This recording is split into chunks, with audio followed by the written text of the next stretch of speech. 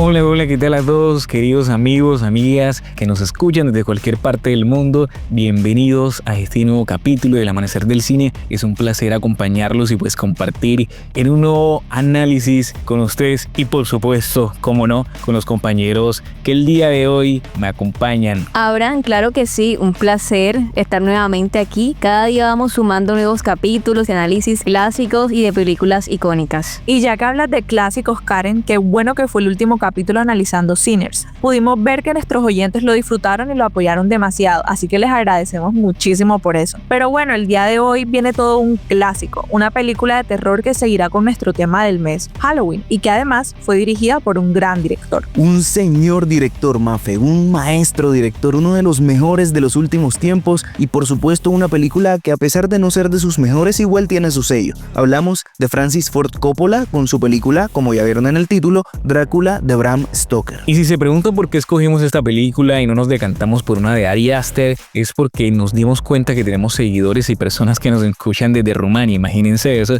Así que este capítulo es dedicado a todos ustedes en agradecimiento por estar ahí con nosotros, esa personita, personas, todos los que estén ahí en esa parte del mundo. Daremos lo mejor de nosotros para contar parte de su historia y para analizar una película que tiene mucho que ver con su cultura y mitos. Y para todos los demás esperamos disfruten el capítulo, lo compartan y se suscriban a nuestras plataformas. Sin nada más que decir, iniciemos. Bienvenidos una vez más a El Amanecer del Cine. Escuchas El Amanecer del Cine.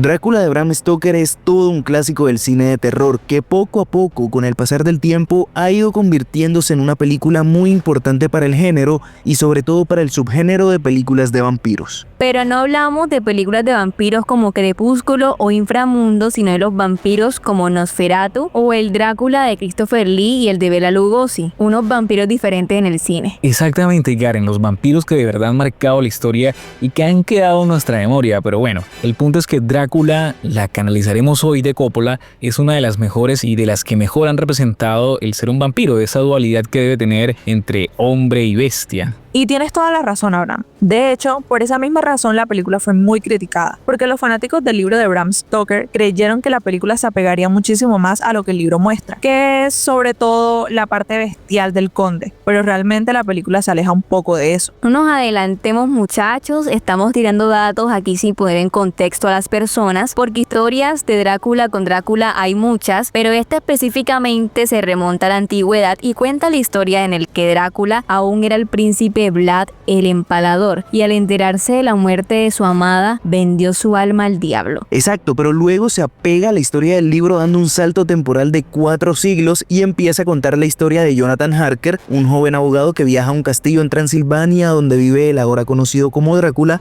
quien lo atrapa y empieza a alimentarse de él. Lo más curioso de todo es que después de esto la historia sigue y nos muestra cuando Drácula viaja a Londres en busca de la reencarnación de la mujer a quien anteriormente amó y se encuentra con su archienemigo, Van Helsing, y con varias personas más que buscan detenerlo a toda costa. Es que todo eso sucede en una película de 2 horas y 7 minutos, así que es bastante recargada y bueno, hay que analizarla ya, como siempre, parte por parte, para poder explicar todo lo que está oculto o se hace difícil de entender. Iniciemos con su director, Francis Ford Coppola, porque gracias a él este hito se logró. Dirección.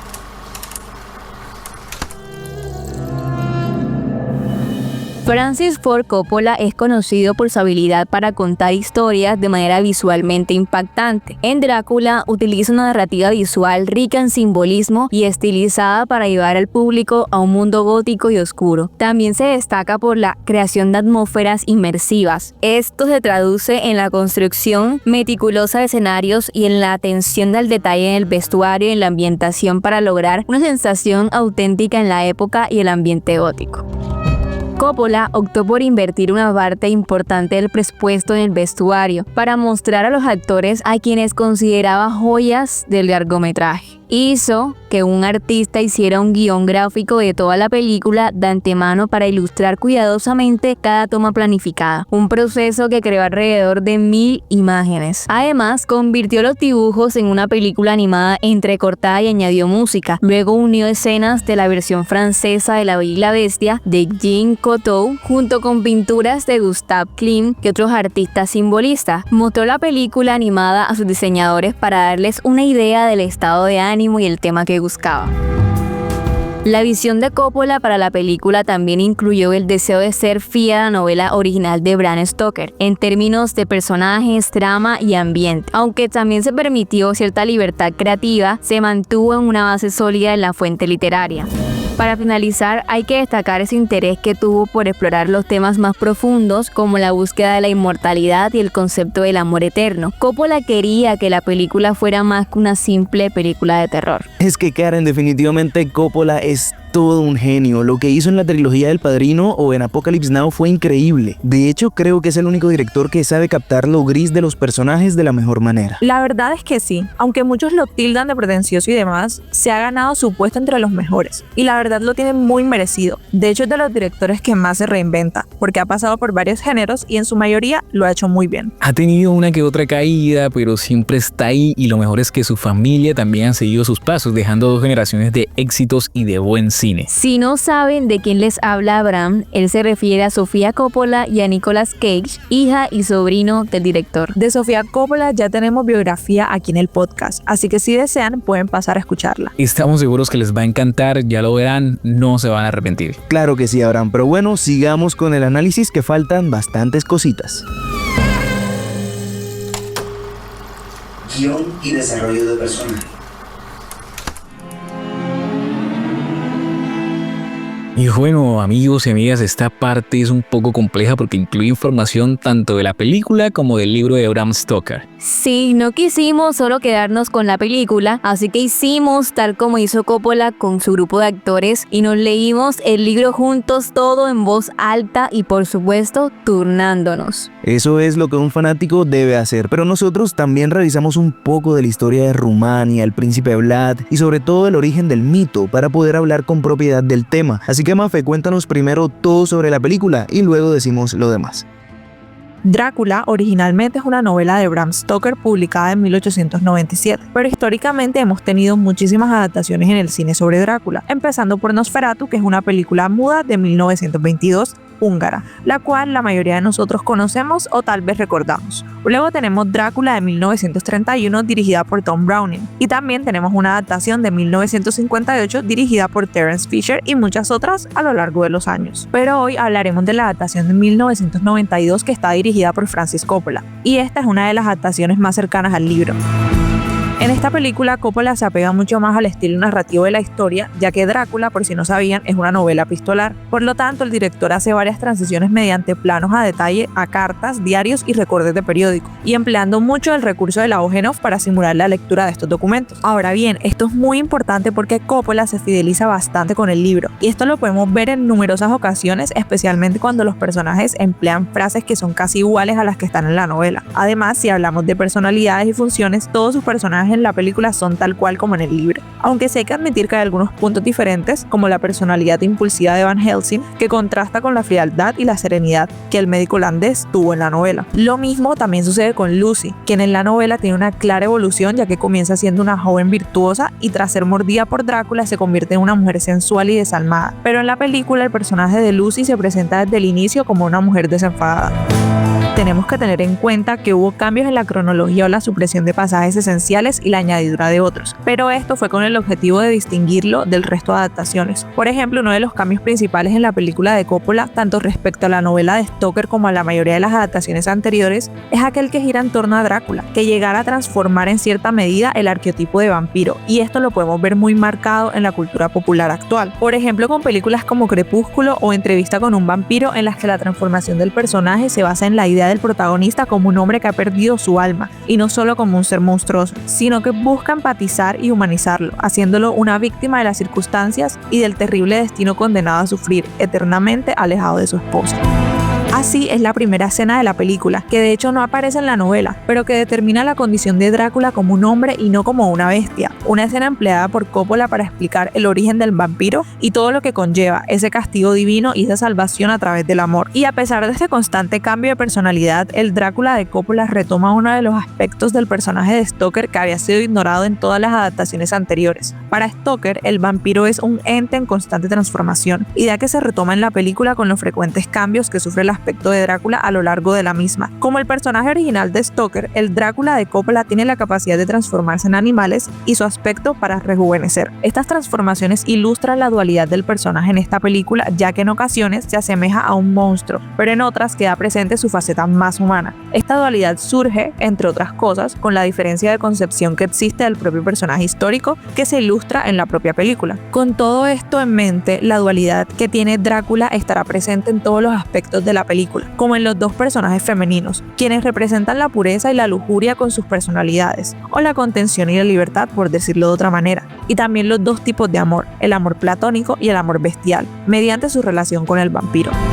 Ya para finalizar, solo me queda decir que tanto la novela como en la adaptación abundan las oposiciones, la oposición entre el bien y el mal, la ciencia y tradición. Y si prestas atención, no lo vas a dejar pasar, ya que es difícil no enamorarse o empatizar con esa figura del vampiro romántico. Así que por mi parte, me quedo con esta adaptación, porque me parece que es la que mejor se apega a la historia original. Bueno, y ya que Mafe habla de la historia original, hablemos de historia, porque el mito de Drácula ha sobrevivido durante más de 5 siglos, mutando con cada generación. Pero antes de ser un vampiro, fue un hombre. Antes de la sangre inmortal, hubo una tierra desgarrada por guerras, y antes del castillo en las montañas existió un trono manchado de miedo, el de Vlad III de Valaquia, conocido como Vlad Draculea o simplemente Vlad el Empalador. Como ocurre con muchos monstruos modernos, su historia real quedó enterrada bajo el peso de la leyenda. Lo primero que hay que mencionar es que Vlad nació en 1431 y creció en medio de la guerra brutal entre los otomanos, que amenazaban con expandirse por Europa, y los reinos cristianos que exigían su lealtad. Cuando llegó al poder, él simplemente devolvió al mundo la brutalidad con la que creció, empalando enemigos, traidores y ladrones, dejando miles de cuerpos colgando como advertencia. Así que, como pueden notar, ahí en esa línea entre la defensa y la barbarie nació su leyenda. Para Occidente, Vlad fue un demonio, para muchos rumanos un salvador cruel, pero para todos fue un hombre que hizo lo impensable para mantener su tierra libre. Pero ¿cómo se relaciona esto con la película?, se preguntarán. Ya ahí tenemos que saltarnos 4 siglos, más específicamente en 1897, cuando Bram Stoker transformó esa figura histórica en ficción a través del ya conocido Conde Drácula. Ahora bien, la novela no buscaba retratar a Vlad, sino representar los miedos de la Europa moderna con las invasiones extranjeras, la decadencia moral y el deseo reprimido. Pero como el nombre Drácula cargaba con la herencia de aquel soberano que gobernó con fuego y estacas, pues simplemente el hombre se convirtió en monstruo. Sin embargo, aquí hay algo que me parece muy lindo, y es que la historia del hombre y su posterior mitificación habla también del alma rumana, porque sabemos que este es un país atravesado por invasiones, supersticiones y supervivencia, así que Drácula refleja la dualidad de muchos de sus habitantes. Por eso creo que es notorio que hoy Drácula es una marca, es una atracción turística, y obvio también es un icono global del terror, pero como ya dije, su raíz sigue siendo humana. Debo decir que me tocó leer bastante para hablar de esto, pero lo vale, la tarea lo vale. Una tarea algo larga, pero que valió la pena porque, oigan, el cine también permite eso, escapar de la realidad, sí, pero también tomar lo mejor de ella, hacerla nueva y dejarla plasmada para la eternidad. Ya lo dijeron en Babylon, dentro de 100 años, cuando tú y yo ya no estemos vivos, cada vez que alguien te vea en esa pantalla, volverás a estar vivo. Hermoso. Simplemente hermoso. Ya Diego se puso un poco sentimental y en un momento querrá pelear porque Babylon no ganó ningún premio, así que vamos a seguir con el análisis antes de que sea muy tarde. Pero entonces no nos alejemos tanto de Babylon y hablemos de los actores que dejaron su marca en la película. Le están dando la oportunidad a Diego. Bueno, pues sigamos. Actuación. En esta película tuvimos un elenco lleno de actores icónicos. Hablamos de Anthony Hopkins, Gary Oldman, Winona Ryder y John Wick. Keanu Reeves. Y a todos vale la pena analizarlos, así que Abraham, te escuchamos. Sí, el ver la película nos da la sensación de estar viendo una obra de teatro en la pantalla grande y las actuaciones tienen un matiz dramático muy marcado, pero no dramático que roce en lo paródico, sino más bien es una puesta en escena con interpretaciones muy precisas que buscan asemejarse a los personajes que el libro inspira. Gary Oldman como Drácula es el que más resalta, por supuesto interpretando a 3 versiones del personaje que nos adentran a sus motivaciones, desde su presentación como príncipe guerrero dispuesto a darlo todo por su causa, hasta la decepción y caída al abismo interno provocado por la pérdida de su amada esposa. Luego ya como el conde Drácula nos deja ver el dolor y la degeneración de un ser que ha decidido olvidar su pasado a través de su malevolencia. Esto último contrasta con lo sutil de un Drácula joven dispuesto a reavivar lo que algún día perdió. Luego hay 2 actuaciones que son memorables y que mantienen la trama con ritmo. Son las de Winona Ryder como Mina y Elisabetta y Anthony Hopkins como Van Helsing. La primera es la motivación total de nuestro protagonista. Es quien deja ver la infelicidad de Drácula, que teniéndolo todo, inmortalidad, poderes, riquezas, no termina de sentirse pleno sin el amor que perdió. Y Anthony Hopkins lo pondría a la par de Gary Oldman, pues Hopkins es quien le aporta ese misticismo y credibilidad al mito de los vampiros. Su interpretación impone mucho respeto y sabiduría en lo que hace. Es además el narrador inicial de la película y, en fin, acompaña tanto a los demás personajes como a nosotros como espectadores a descubrir el misterio de Drácula y dadas sus convicciones a no tenerle miedo. Hago una mención especial a Sadie Frost, que hace de una Lucy muy sugestiva, atrapante y seductora, que a comparación del personaje del libro, que es más recatado, este papel fue muy bien realizado. Finalmente me gustaría abogar por Keanu Reeves y su interpretación como Jonathan Harker, quien tuvo muchas críticas en su momento, ¿saben? Su actuación, por lo menos hasta la mitad de la película, es intrigante y en él se ve representado la experiencia de un humano cualquiera que entra al lugar de un ser sobrenatural, como lo es Drácula. Podemos sentir empatía con su personaje en esos momentos, desde ser seducidos por la vampiresa del castillo del conde hasta la desesperación por salir de ese lugar y reencontrarse, por supuesto, con Mina. A mí me encantó la actuación de Sadie Frost. Siento que en lo personal, Lucy es un personaje un poco excéntrico, curioso y peculiar que para mí destacó mucho y siento que recordaré siempre la película por ella. Bueno, para mí la mejor actuación de la película fue la de Gary Oldman, claramente como Drácula. Me parece que es una de sus interpretaciones más apegadas al teatro también. No sé, es una de las mejores interpretaciones que me ha gustado de él en toda su carrera y que, bueno, en una película tan icónica como esta hace que brille aún más su talento.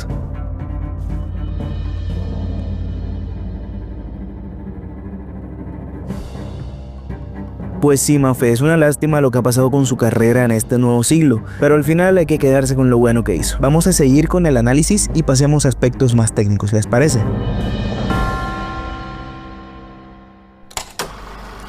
Diseño de sonido.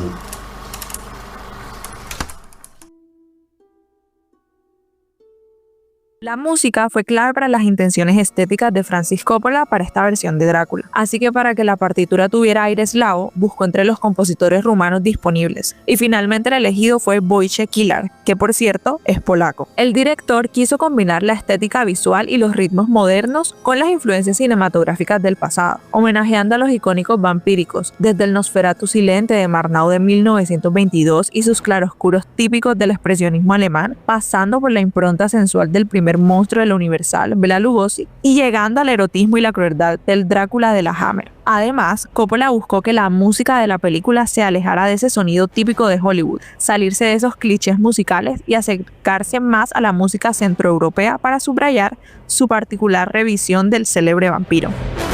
Francis conoció a Kilar en uno de los conciertos que este dirigió en Francia y se interiorizó por su trabajo, revisando en los discos que encontró publicados sobre su obra de música culta, pese a que el compositor no era ajeno a la música cinematográfica, ya que había colaborado en su país con varios directores polacos. La banda sonora se completó con Love Song for a Vampire, una canción escrita e interpretada por Annie Lennox, que era muy popular en ese momento, y la edición del soundtrack, que incluía la partitura de Kilar y el tema de Lennox, tuvo un gran éxito de ventas en Estados Unidos y en Europa, especialmente en Polonia. Esto gracias al debut del prestigioso compositor polaco en Hollywood. Lo más importante de todo, creería yo, fue el apego a la realidad que tuvo la película, porque aún siendo algo ficticio, con el diseño sonoro, Coppola logró que todos entráramos en ese mundo y lo sintiéramos completamente real. Y más allá de eso, Diego, el uso de los silencios. Eso lo deja a uno como esperando que algo pase, y cuando pasa es completamente lo contrario a lo de las típicas películas de miedo que ponen un screamer, un salto de miedo para asustarte, y ya.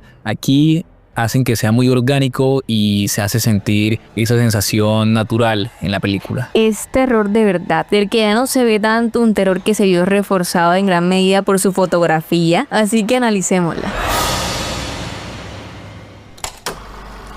Cinematografía.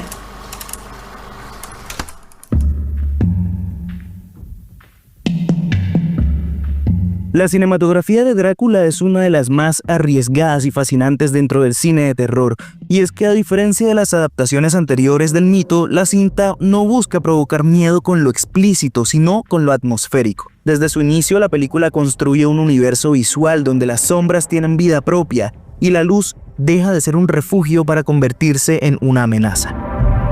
La cinematografía de Michael Ballhaus evoca el expresionismo alemán, retomando ese juego de claroscuros que revela más de lo que muestra. Así, las sombras de Drácula se mueven con voluntad propia, deforman el espacio y exponen la dualidad del personaje, mitad hombre, mitad monstruo. En este sentido, el filme transforma lo gótico en una experiencia sensorial donde la oscuridad define al monstruo. Ahora bien, como el resto de la película es tan teatral, la iluminación no se puede quedar atrás, y ella refuerza el tono de pesadilla en el que cada color, cada reflejo parece cargado de un simbolismo preciso. El rojo, deseo y sangre.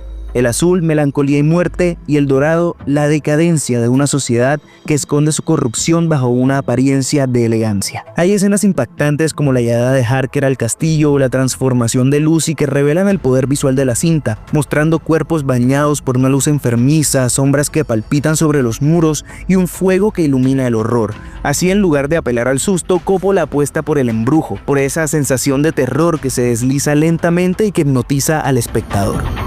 Como ya hemos dicho, más allá del mito del vampiro, Drácula de Bram Stoker es una reflexión sobre la naturaleza del deseo y la corrupción del alma y la sociedad. Por eso su cinematografía retrata la oscuridad y al mismo tiempo la convierte en un lenguaje en el que cada plano habla de la belleza del mal. Y sí, aunque el filme se mueve entre lo grotesco y lo sublime, su fuerza reside precisamente ahí, en esa tensión constante entre lo humano y lo monstruoso, porque en el fondo Coppola no intenta mostrar al vampiro como una criatura ajena, sino como un espejo, uno que al reflejarnos nos recuerda que en todos existen luces, pero también sombras. Bueno, para mí hay una escena que me gustó bastante de toda la película. En general hay muchas escenas buenas, pero una en particular es cuando Lucy sale de la casa a encontrarse con Drácula, que está convertido en este monstruo que vemos en pantalla, y vemos a una Lucy que está en un trance, vemos un juego de luces porque de paso está pasando una tormenta y el viento está casi que llevándose la pijama de Lucy, pero ella va avanzando en medio de toda esta tormenta y no sé, o sea, me parece que está muy bien construida. Me parece que la actriz Cy Frost, que interpreta a Lucy, también hace un performance espectacular en ese camino para encontrarse con Drácula y bueno, esa es mi escena favorita. La película fue muy teatral definitivamente, y creo que con estas escenas lo podemos ver muy claramente, pero lo que realmente lo hace notar es el diseño artístico, y de eso le hablaremos a continuación. Diseño artístico.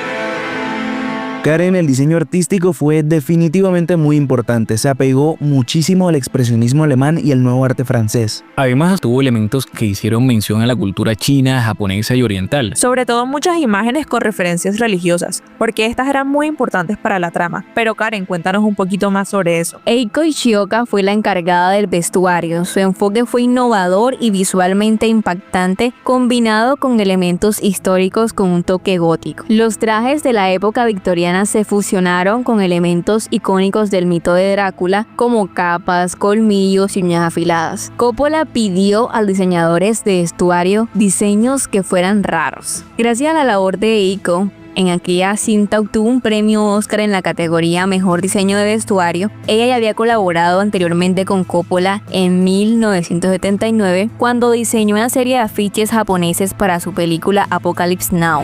La diseñadora de maquillaje y peluquería de la película fue Michelle Burke. Utilizó su educación católica y sus imágenes angelicales como inspiración para el diseño. El maquillaje desempeñó un papel crucial en la transformación de Gary Oldman en el Conde Drácula. La película exploró varias etapas de la vida de Drácula a lo largo de los siglos, y el maquillaje se utilizó para envejecer y transformar el personaje de una manera impactante. Se utilizan prótesis y efectos especiales de maquillaje para lograr estas transformaciones.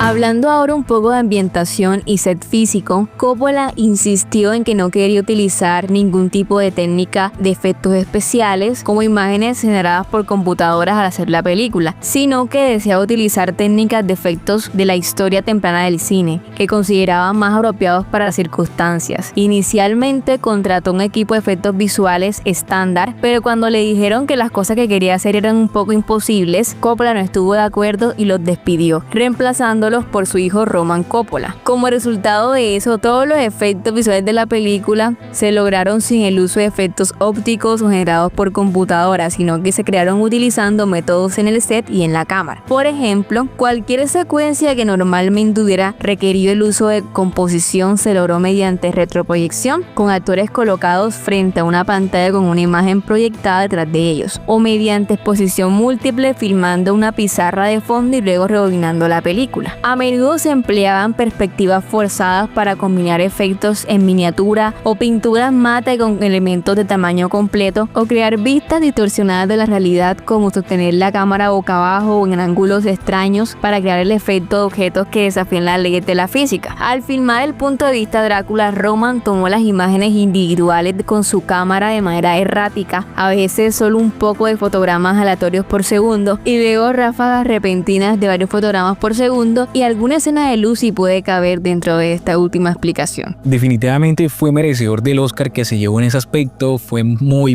bueno, diría que fue de lo que le dio el aspecto terrorífico a la película. Eso es totalmente cierto. Pero bueno, terminemos con el análisis hablando de los datos curiosos de esta película. Datos curiosos. Si ustedes consideran que la película fue impresionante, lo que sucedió detrás de cámara lo fue mucho más. Abraham, cuéntanos. El primer dato curioso es que uno pensaría que por lo que vemos en pantalla los actores tienen una buena afinidad dentro de ella, pero no. Este es el caso de Winona Ryder y Gary Oldman, pues Winona no soportaba al actor, que fue a propósito muy excéntrico a la hora de preparar sus personajes. No comía, dormía poco y repetía todas las líneas del guión con la que se equivocaba. De hecho, se dice que en la escena donde se encuentran por primera vez, Oldman tenía un calabacín cerca de su ingle que le rozaba. Recuerden esa escena donde el personaje de Gary acerca a Winona a su cuerpo, ahí estaba un calabacín dentro de su ingle, lo que le molestó mucho a la actriz, pero a pesar de eso, ella continuó la escena de manera profesional.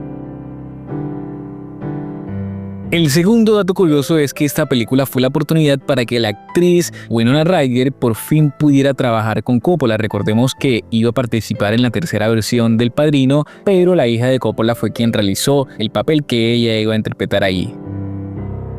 El tercer dato curioso que les tengo es que Sadie Frost sufrió una transformación tan drástica para interpretar a Lucy que tras el estreno de la película muchos espectadores apenas podían identificarla en otros proyectos. En la cinta luce una cabellera roja y rizada que se volvió icónica, aunque en la vida real Frost tiene el cabello oscuro, corto y lacio, una diferencia que evidencia el notable trabajo de caracterización que se realizó para su papel.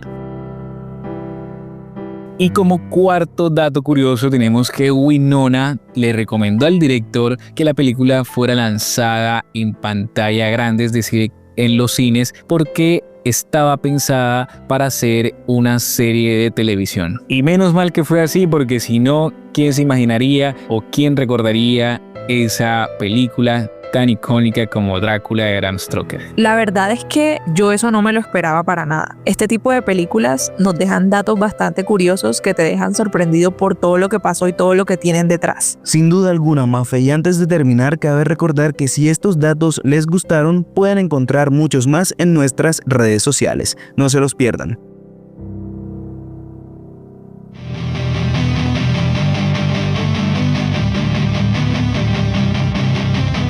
Redes sociales, amigos y amigas, estamos en Instagram, Facebook, Twitter y TikTok como El Amanecer del Cine. Síganos y manténganse atentos a toda nuestra información y contenido. Y también nos pueden encontrar en otras plataformas, en Spotify, Amazon Music, Evox, Apple Podcasts y YouTube. Les agradecemos por estar con nosotros durante un mes más. Disfruten Halloween, nos escuchamos muy pronto y no lo olviden, nosotros somos El Amanecer del Cine.